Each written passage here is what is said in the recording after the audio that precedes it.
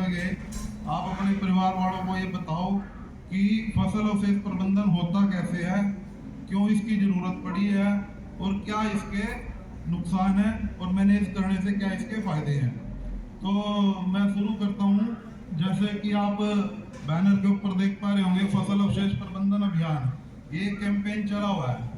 ये कैंपेन चला हुआ है इसलिए क्योंकि पिछले 3-4 साल से, जब से फसल अवशेष प्रबंधन की हमें इतनी गहनता से ज़रूरत पड़ी है, क्योंकि हमारे जो धान की किस्में हैं उसमें मोस्टली ऐसी ऐसी हाइब्रिड वैरायटियाँ आ गई हैं जिसके अंदर एक जो मेड़ होता है, जो इसको लोकल शब्द में कहते हैं, वैसे तो उसको टिलरिंग बोलते हैं, जो ज़्यादा ग्रोथ होने की वजह से जब उसका हाई टिलरिंग वो बनता है तो उसमें जब किसान आग लगाता है, जब वो उसकी हार्वेस्ट कर लेता है तो उसमें धुआं बहुत जहरीली कैसे और मतलब इतना हानिकारक उसका वो एक देखने में आया है कि इफेक्ट पड़ता है कि उससे बच्चों का या गर्भवती महिलाओं का या जो अपने बुजुर्ग हैं उनका दमे की इतनी तरह की मतलब इसमें समस्याएं आ रही हैं। तो उस पे एक सरकार ने संज्ञान लिया है डिपार्टमेंट की तरफ से। दूसरी बात करें, एनजीटी इस मामले में, सुप्रीम कोर्ट इस मामले में बहुत गंभीरता से विचार कर रही है। अगर कोई किसान फसल अवशेष प्रबंधन के बारे में जागरूक नहीं है तो उसके लिए क्या उनको सरकार की तरफ से अभी स्कीमें दी जा रही हैं और कैसे आप उनको समझाओगे। तो उसके 2 पार्ट्स में बात करेंगे अभी आपके बीच में। पहले तो नुकसान है क्या। अगर कोई किसान अपने फसल के अवशेष में आग लगाता है तो धुआं निकलता है। बच्चों, धुआं अच्छा है कि गंदा है ये बताओ पहले। तो ये बंद होना चाहिए ना। तो आप सबसे पहले अपने परिवार वालों, अपने बड़ों को बताओ कि इसमें आग नहीं लगानी है, क्योंकि जितनी गंदी गैस निकलेगी वो गंदी गैस सांस लेने के माध्यम से वो हमारे फेफड़ों में, शरीर के अंदर जाएगी, वो नुकसान करेगी। एक बात। दूसरी बात, आप लोग गांव में रहने वाले हो, आपने सड़क किनारे कभी आग लगते देखी होगी। जब उस आग से निकलते हैं जो मोटरसाइकिल वाले, जो कार वाले, आपने देखे हादसे होते हैं। एक एकड़ में सड़क किनारे आग लगी है और वहां से वो निकल के जा रहे हैं कोई मोटरसाइकिल वाला, तो वो इतनी देर में 1 किले की जो एरिया क्रॉस नहीं कर पाता, दम घुटने लग जाता है। और हादसे हुए हैं, मृत्यु तक हुई है छोटे छोटे बच्चों की। उसमें जब वो क्रॉस नहीं कर पाए, वो अपना संतुलन खो बैठे और वहीं से गिर पड़े, दम घुटने से मौत हुई है। तो कितना खतरनाक है बच्चों, कितना दर्दनाक है, समझते हो आप लोग। तो आपको क्या सुजेस्ट करना है कि ये गलत है, इसको बिल्कुल ही मना कराओ। तीसरी बात, जब आप कोई भी व्हीकल लेके धुएं के अंदर से क्रॉस करोगे सड़क के किनारे जहाँ पे आग लगी होती है, सामने से कोई गाड़ी आ रही है, कार आ रही है, ट्रक आ रहा है और संतुलन में आंखों से कुछ दिख नहीं पाएगा और वो एक्सीडेंट होगा तो मृत्यु होने के चांस कितने ज्यादा होते हैं। आप समझ पा रहे हो ना कितना बड़ा नुकसान है इसमें। आप ये बात आप अपने बड़ों को बताओगे तो ये नुकसान। उसके अलावा आपको बच्चों पता है, आपके विभाग यहाँ स्कूल में कृषि की क्लासेस लगती है, जो हमारे मित्र जीव होते हैं भूमि के अंदर, जब किसी खेत में यदि आग लगेगी तो हमारे जो मित्र जीव हैं वो मर जाते हैं जलने से और हमारे खेती को बहुत ज्यादा नुकसान होता है। पता है आपको इस बात का बच्चों। और उसमें फिर अगली फसल जब उसका उत्पादन करना पड़ता है तो उसमें इनपुट जो हम यूरिया, डीएपी, सल्फर, पोटास, जो भी हम पोषक तत्व डालते हैं उसकी ज्यादा मात्रा में उसको डालना पड़ेगा, जिससे किसान का फाइनेंशियली जो पैसे के रूप में खर्चा होता है वो ज्यादा होगा। तो फिर किसान का जब वहाँ पे खर्चा ज्यादा होगा तो उसकी आय ऑटोमेटिकली कम हो जाएगी, क्योंकि खर्चा और प्रॉफिट से ही बैलेंस शीट बनती है। तो आप समझ गए आग लगाने के नुकसान कितने हैं। आप बच्चों इस मामले में पूरे जागरूक बनो कि आग नहीं लगने देनी है, ठीक है। अब दूसरी बात जो मैंने कहा था भी, इसका दूसरा पार्ट एक और भी है। उसका दूसरा पार्ट ये है, अगर आपके बड़े पूछे बेटे उन्होंने ये कहा कि आग ना लगाएं तो अवशेष का प्रबंधन करें कैसे। तो अब ये दूसरी बात उनको प्रबंधन का बताना है आपने भी, हम उसका प्रबंधन कैसे कर सकते हैं। प्रबंधन के लिए जो किसान आपके जो भी अभिभावक जो भी खेती करते हैं, आप उनको बताओ भाई, अगर आप फसल अवशेष को इसकी गांठें बनवाएंगे तो गांठें बनवाने के लिए उसको स्लैशर से काट के, कटर से, उसके बाद उसकी लाइन अप करते हैं। एयर एक मशीन होती है, वो आपके सभी बड़ों को पता है। उसके बाद बेलर मशीन से उसकी गांठें बनेंगी और वो फ्री ऑफ कॉस्ट हर किसान के खेत से उठा के लेके जाएगा। उसमें किसान का कोई भी खर्चा नहीं है। ठीक है बच्चों, आपने बताना है भाई, आप इसकी गांठें बनवाएं जिसकी एवरेज में 1000 रुपये प्रति एकड़ हर किसान को मिलेगा। ये बात मैं यहाँ पे जितने उपस्थित टीचर्स हैं जो एग्रीकल्चर से जुड़े हुए हैं उनके लिए भी, और जितने यहाँ पे बच्चे सुन रहे हैं उनके लिए भी, एक ये हमारा हरियाणा सरकार का इस बार कमिटमेंट है कि 1000 रुपये प्रति एकड़ हर उस किसान को जो अपने प्रति एकड़ के हिसाब से अपने खेत की बेल बनाएगा, उसको प्रति एकड़ 1000 रुपये अनुदान के रूप में मिलेगा। अगर उसका 10 एकड़ है तो 10,000 मिलेगा, 15 तो 15 मिलेगा, 5 है तो 5 मिलेगा। और उसमें जो बेलर के रूप में वो किसान उससे जो भी एजेंसी वाला आएगा बनाने, उसको एक सिंगल रुपया भी नहीं देना है। एक बात तो ये होगी, लेकिन इसमें एक शर्त है जो सरकार की हिदायत है। क्या होता है कि कुछ किसान क्या करते हैं, 2 या 3 एकड़ में गांठ बनवा लेते हैं और जो 5-7 एकड़ का रह जाता है उसमें फिर शाम को अपना जो आग लगाने की कोशिश करता है।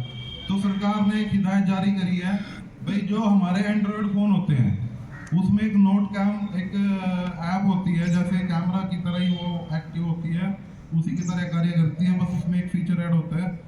जब आप कैमरे से, नोट कैम से फोटो लोगे तो आपका सेम टाइम उसका लोकेशन, उसका टाइमिंग, उसका दिन, डेट वगैरह जो भी उसका पूरा लेटीट्यूड लॉन्गिट्यूड वो साथ के साथ उस पर ऐड हो जाता है उसके कॉर्नर पे। तो उससे ये पता रहता है कि ये दिनांक इतने को इसकी फोटो हुई है, इस टाइम हुई है, और इस लेटीट्यूड लॉन्गिट्यूड पे। सपोज करो अभी डॉक्टर मोहित मेरे साथ आ रहे हैं और हम लोग आपको जागरूक करने के लिए एक यहाँ पे एक लेक्चर जो हम दे रहे हैं, और उसकी हमें कुछ क्लिप्स ऊपर भी भेजनी होती है डीसी साहब को। तो उसमें हमें एक नोट कैम ही है हमारे मोबाइल में भी, उसमें लोकेशन पे हमें पता लग जाता है कि हम फला डेट को, फला दिन, फला टाइम पे और किस प्रांगण में, जैसे स्कूल के यहाँ पे हम लोग खड़े हैं, तो इसकी हमारी एक ऑथेंटिक रिपोर्ट फोटो के माध्यम से जो है ना वहाँ पे पहुँच जाती है। सेम सिचुएशन हमारे उस खेत में है जहाँ पे हम किसान को ये बोलते हैं भी हम मैनेज करो। अब उसको हर एकड़ का फोटो लेना है और वो फोटो अपने मोबाइल से, जैसे वो व्हाट्सएप के माध्यम से, मेल के माध्यम से, वो किसी भी प्रिंटर आउट से निकलवा के उसका प्रिंट आउट अपने पास रख ले, प्रिंटर से निकलवा के। और जब हम लोग जनवरी-फरवरी के आसपास फिजिकल वेरिफिकेशन के लिए जाते हैं, हम चेकिंग करने जाते हैं, हमारे पास रिपोर्ट आ जाती है, जैसे ऑनलाइन पे इतने किसानों ने अप्लाई किया हुआ है प्रति एकड़ अनुदान के लिए जो फसल अवशेष प्रबंधन में। तो हम लोग मतलब ये हमारा थोड़ा सा टेक्निकल कार्य भी है, हमें पता लग जाता है कि इस खेत में आग लगी हुई है, किस खेत में नहीं लगी हुई है। तो वो हमारा फिजिकल वर्क रहता है उस टाइम जब हम लोग जाते हैं। तो उस टाइम हम लोग कहते हैं भाई आपने इसके बेलर बनवाए, आपके पास क्या प्रूफ है। अब किसान कहेगा जी बनवाए या फलाने बनाए या डिगले ने बनवाया, ये कराया वो कराया, तो वो अपनी तरफ से क्लैरिफिकेशन देगा। लेकिन क्या है कि अगर उसके पास फोटो होगा तो उसकी जस्टिफिकेशन ऑटोमेटिक बन जाएगी। अब आप सोचोगे कि फोटो से उसका कैसे क्लैरिफिकेशन होगा। जो लेटीट्यूड लॉन्गिट्यूड की लोकेशन होती है, अगर वो आप अपने खुद के मोबाइल में भी दर्ज कर लोगे तो मोबाइल से जैसे भी हम मैप की डायरेक्शन लेते हैं और पर्टिकुलर उसी एकड़ पे जाके लेके जाएगा जिस लोकेशन पे वो हमने उसने फोटो क्लिक किया था ड्यूरिंग द एक्सपेरिमेंट, और जब उसने उसको मैनेज कर रहा था अपने वो फसल अवशेष प्रबंधन का, चाहे वो बेलर के माध्यम से था या किसी और माध्यम से था। इसी बात में एक बात और ऐड करूंगा, क्योंकि हमारा जो इंद्री का जो एरिया है जहाँ पे अभी हम लोग बात कर रहे हैं, यहाँ पे लहसुन की खेती भी होती है।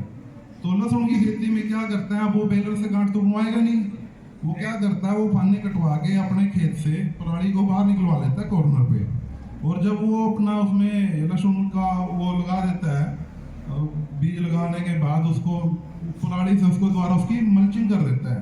अब वो मल्चिंग करने पे वो कहता है मैंने भी मैनेज तो किया है, लेकिन उस किसान को भी हम ये सजेस्ट करेंगे कि वो भी ड्यूरिंग दी ऑपरेशन जब वो उसको मल्च कर रहा है उसका एक नोट कैम से फोटो ले ले और वो भी अप्लाई कर दे उस अनुदान के लिए जो 1000 रुपये प्रति एकड़ फसल अवशेष प्रबंधन के रूप में उस किसान को हमने देना है। तो हम उसको भी देंगे।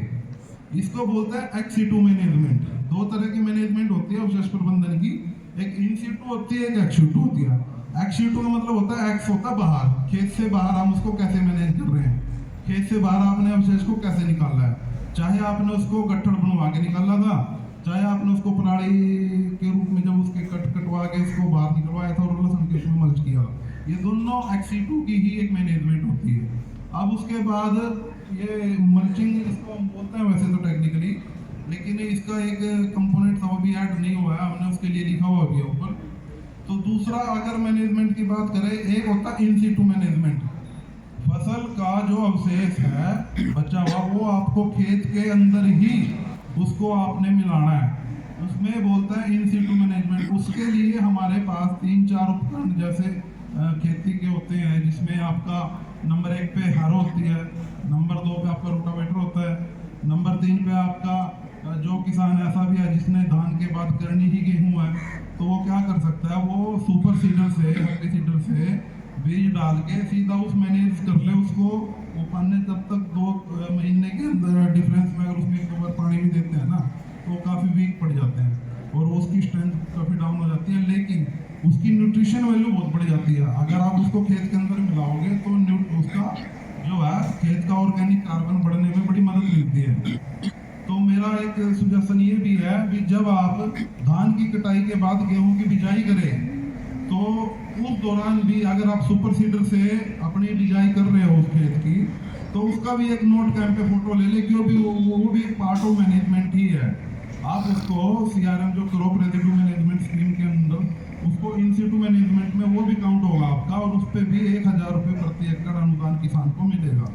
मेरा कहने का मतलब यह है कि अगर आप इन सीटू करते हो, जमीन की उपजाऊ शक्ति तो बढ़ेगी, साथ में उसका 1000 रुपये का भी किसान को फायदा होगा।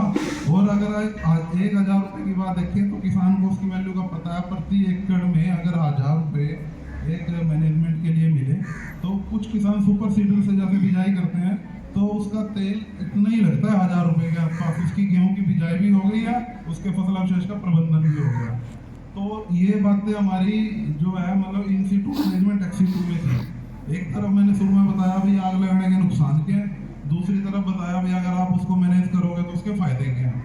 और देखिए बात सुनिए, अगर कोई किसान इसके बाद भी आग लगाता है या आग लगाता हुआ पकड़ा जाता है या हमारे सैटेलाइट में उसकी लोकेशन आ जाती है, तो फिर सरकार उसके खिलाफ एक्शन भी लेगी।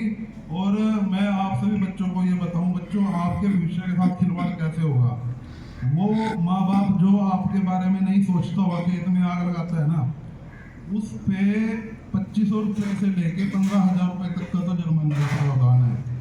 अगर उसके बाद भी उसका ये मान के चलिए कि वो फिर भी लगाता उसके बाद भी, तो जेल की सजा तक का प्रावधान भी है। अगर कोई किसान इस चीज में ब्लैक लिस्ट होता है, ये एक्टिविटी करते रहता है, मान लो वो नहीं मान पा रहा है, उनको वार्निंग भी दे दी, फाइन भी कर दिया, तो आप मान के चलो उनकी जो फैसिलिटीज हैं, फैसिलिटीज जो फैमिली आईडी के साथ जितनी भी उनके बेनिफिट्स जुड़े हुए हैं, क्योंकि सरकार की क्लियर गाइडलाइन है, इसमें पोल्यूशन के मामले में कोई उनको कॉम्प्रोमाइज नहीं चाहिए। एनजीटी सुप्रीम कोर्ट की पूरी मतलब सख्ताई है, तो उनकी गाइडलाइन है, रूल फॉलो करने पड़ेंगे। और ये बात आप सभी उनको